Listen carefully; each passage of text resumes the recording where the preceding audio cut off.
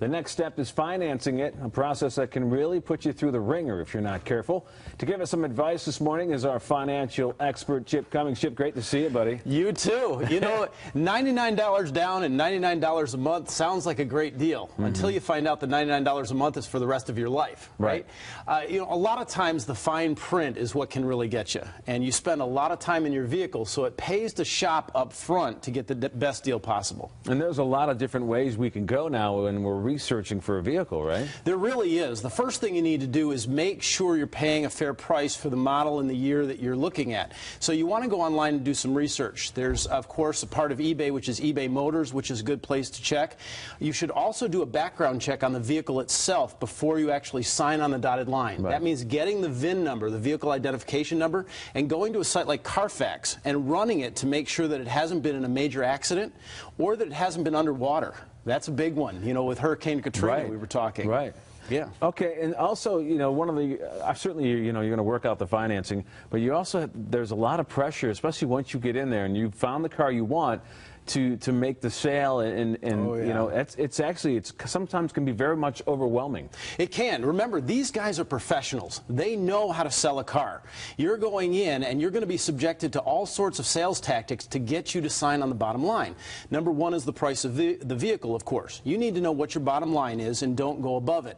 And then, like we were talking off air, always make a lowball offer, or for a trade-in, make a high-price offer, because the worst they're going to say is no. Right. Don't do the trade-in until you've already negotiated for the vehicle. That's another big Chip tip to save some money. So what about some other things that we may have to think about as we're sitting down and looking at all these numbers that they're throwing at us and getting confused by them? The fine print. Shop around. Usually the financing that they're going to offer you there on the spot is not the best deal. The reason why is because they get paid for that financing. That's a major source of income for them. So go visit your local bank, like Comerica or one of the ones out there that can give you a real auto loan and give you the best rates. There was a couple that I talked to recently that had signed on the bottom line, and 3 weeks after the transaction they got a call that their financing had then been terminated and they had to bring the car back.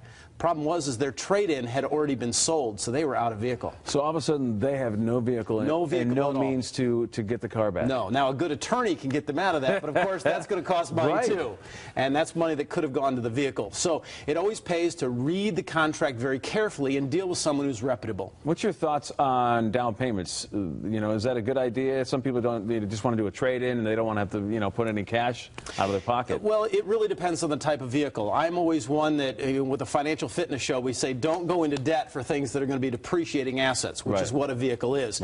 So if you can't afford to pay cash, finance as little as possible, put as much down as you can, because that vehicle is going to go down in value typically the moment you drive it off that lot. And I've always heard this, but your thoughts too, don't buy new.